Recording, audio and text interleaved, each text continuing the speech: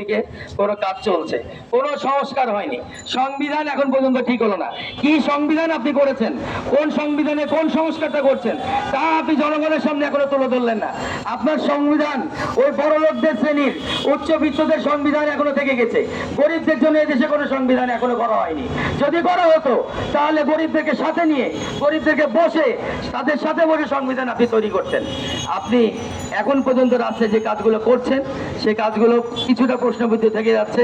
Because আমার আগের বক্তা বলেছেন যেই উপদেষ্টা মন্ডলী নিয়ে আপনি চলছেন এর মধ্যে 50% উপদেষ্টা মন্ডলী হলো পর্যুয়া।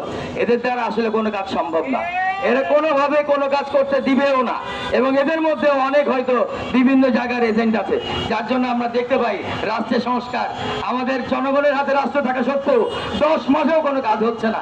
এইখানে এখন আমাদের দেশে দিনকে দিন মানুষ গরিব হচ্ছে, আমাদের ব্যবসা বাণিজ্যের আয় বরকত হচ্ছে না, কোনো দিক দিয়ে আমরা কাজ করতে পারছি না।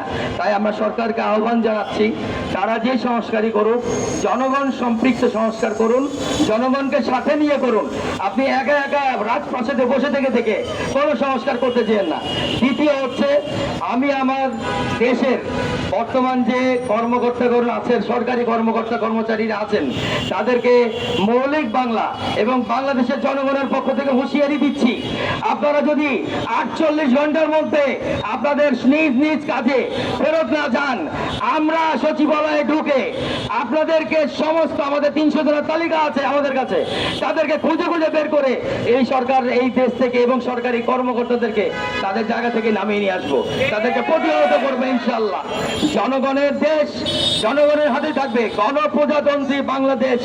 এই গণ যে প্রজাতন্ত্র এটা আমরা তাদেরকে আবার পুনরায় প্রমাণ করে দিব। 5ই আগস্টকে আপনারা ভুলে যাবেন না ভাই সাহেব, আপনারা 5ই আগস্ট আমাদেরকে আবার আনতে বাধ্য করবেন না। আপনারা নিজ নিজ কাজে যান, জনগণের সেবক হন, জনগণের জন্য কাজ করুন, রাষ্ট্রের জন্য কাজ করুন।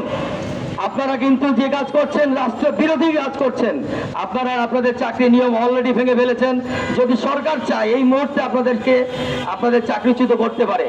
সরকার এখনো দয়া দেখাচ্ছে, আমরা এই দয়া আর বেশি দিন দেখাবো না।